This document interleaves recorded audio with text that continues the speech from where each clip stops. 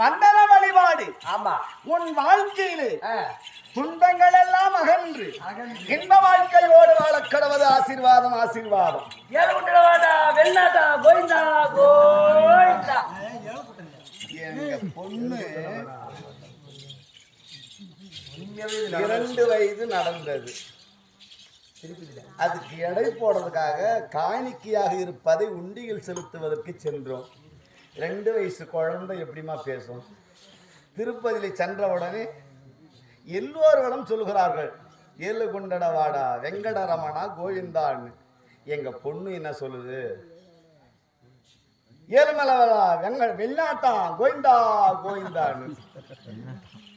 அது இப்போ இந்த 6வது படிக்குது. இப்ப சொல்லி சொல்லி காட்டும். அது உண்மையாதானே நடந்துச்சு. ஏழுமலை வாசா வெளிநாட்டா கோவிந்தா கோவிந்தா. அது எங்களுக்கு எப்ப தெரிஞ்சுச்சுங்க? இந்த சபரிமலைக்கு என் பொண்ணு கூட்டு போனேன். இப்பதான் உண்மையை சொன்னேன். எங்க பொண்ணு இந்த இடத்துல இது இளமையில 2 வயசுல, அதாவது பேச முடியாத ஒரு நிலையில அது வந்தது. அவ்வளவுதான். இப்ப சொல்ல முடியுமா? சொல்ல முடியுமா? அதனால சொல்லலாம். ஆகையினால எத்தனை சொன்னாலும் அது விரிவடைந்து கொண்டே போகும். நான் பேசும் வார்த்தை முடிவு என்பது கிடையவே கிடையாது.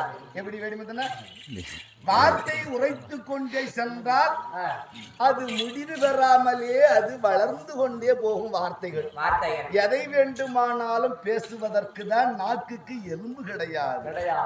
இருக்குதா? எது வேண்டுமானாலும் பேசும். ஆகையினாலே இச்சமயம் தோற்றமான பொழுது நான் யாருன்ற விளக்கம் உங்களுக்கு தெரியும். தெரியுமாமா? தெரியுமா? யாரிடத்தில் கோபித்து சென்றேன்?